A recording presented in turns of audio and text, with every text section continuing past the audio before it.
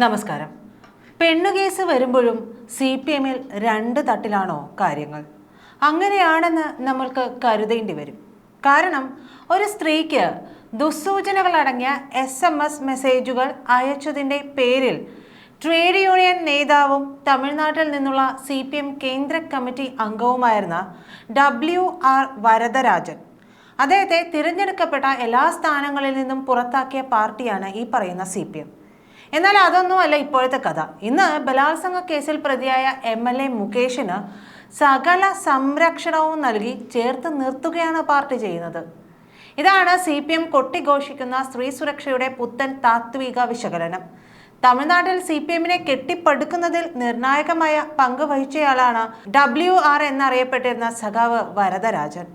Reserve ബാങ്കിലെ ഉന്നത ഉദ്യോഗം ഉപേക്ഷിച്ച് പാവപ്പെട്ടവരുടെ ഉന്നമനത്തിനു വേണ്ടി പണിയെടുത്ത ആ മനുഷ്യനെ മരണത്തിലേക്ക് തള്ളിവിട്ടത് CPM കേന്ദ്ര നേതൃത്വമാണ്. പ്രമീള എന്നൊരു സ്ത്രീക്ക് വരദരാജൻ അയച്ചതായി പറയപ്പെടുന്ന SMS-കളുടെ പേരിൽ അയച്ച പരാതിയിൽ അന്വേഷണം നടത്തിയ ശേഷമാണ് പാർട്ടി അച്ചടക്ക നടപടിയെടുത്തത്. തിരഞ്ഞെടുക്കപ്പെട്ട സ്ഥാനങ്ങളിൽ നിന്നെല്ലാം ഒഴിവാക്കുന്നതായിരുന്നു പാർട്ടിയുടെ ശിക്ഷ.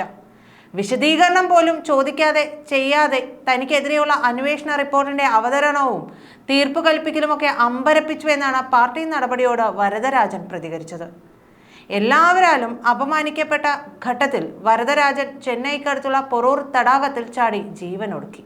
2010 ഫെബ്രുവരി 20-ന് അദ്ദേഹത്തിന്റെ മൃതദേഹം കണ്ടെടുത്തു.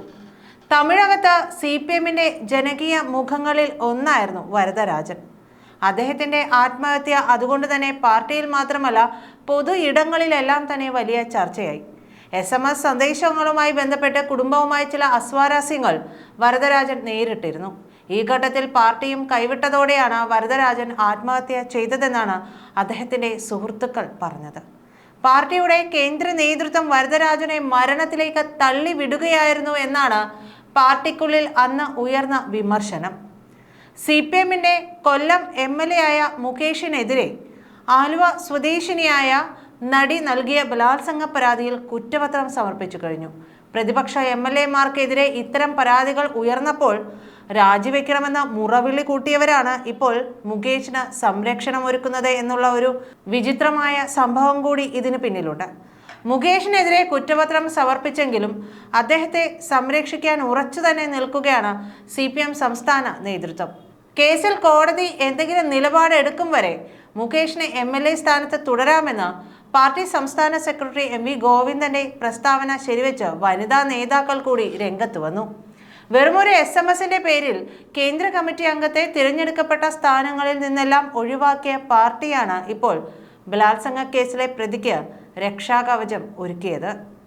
നിയമപരമായി മുകേഷ് സത്യത്തിൽ രാജിവെക്കേണ്ട ആവശ്യമില്ല എന്നാണ്, കുറ്റക്കാരനാണെന്ന് കോടതി കണ്ടെത്തിയാൽ മാത്രം രാജിവെച്ചാൽ മതിയെന്നുമാണ് കേന്ദ്ര കമ്മിറ്റി അംഗവും വനിതാ കമ്മീഷൻ അധ്യക്ഷ കൂടിയായിട്ടുള്ള P സതീദേവി പറഞ്ഞത്. പീഡന കേസുകളിൽ പ്രതികളായ കോൺഗ്രസ് MLA-മാർ രാജിവെച്ചില്ലല്ലോ, അതുകൊണ്ട് മുകേഷും രാജിവെക്കേണ്ടെന്ന സംസ്ഥാന നേതൃത്വത്തിന്റെ വാദം PB അംഗമായ ബൃന്ദ കാരാട്ട് തള്ളിപ്പറഞ്ഞിരുന്നു. കോൺഗ്രസ് MLA-മാർ രാജിവെച്ചില്ലെന്ന ന്യായമുയർത്തി CPM പ്രതിരോധം തീർക്കേണ്ടതില്ലെന്ന് ബൃന്ദ പറഞ്ഞപ്പോൾ മുകേഷ് രാജിവെക്കണമെന്ന് CPI ദേശീയ നേതാവ് ആനി രാജ ആവശ്യപ്പെട്ടു. ആലുവ സ്വദേശിനിയായ നടിയുടെ പരാതിയിൽ മുകേഷിനെതിരെ പ്രത്യേക അന്വേഷണ സംഘം Ernakulam first class judicial magistrate കോടതിയിൽ കഴിഞ്ഞ ദിവസം കുറ്റപത്രം സമർപ്പിച്ചിരുന്നു. സിനിമയിൽ അവസരം വാഗ്ദാനം ചെയ്തും അമ്മയിൽ അംഗത്വം നൽകാമെന്ന് ഉറപ്പു നൽകിയും തന്നെ ലൈംഗികമായി ഉപയോഗിക്കുകയായിരുന്നു എന്നാണ് മുകേഷിനെതിരെ നൽകിയ പരാതി. മുകേഷിനെതിരായി ഉയർന്ന എല്ലാ ആരോപണങ്ങളും തെളിഞ്ഞുവെന്നും ഇമെയിൽ സന്ദേശങ്ങളും വാട്സപ്പ് ചാറ്റുകളും ഉൾപ്പെടെയുള്ള ഡിജിറ്റൽ തെളിവുകൾ ഉൾപ്പെടെ ലഭിച്ചിട്ടുണ്ടെന്നുമാണ് അന്വേഷണ സംഘം കുറ്റപത്രത്തിൽ പറഞ്ഞിരിക്കുന്നത്. നന്ദി.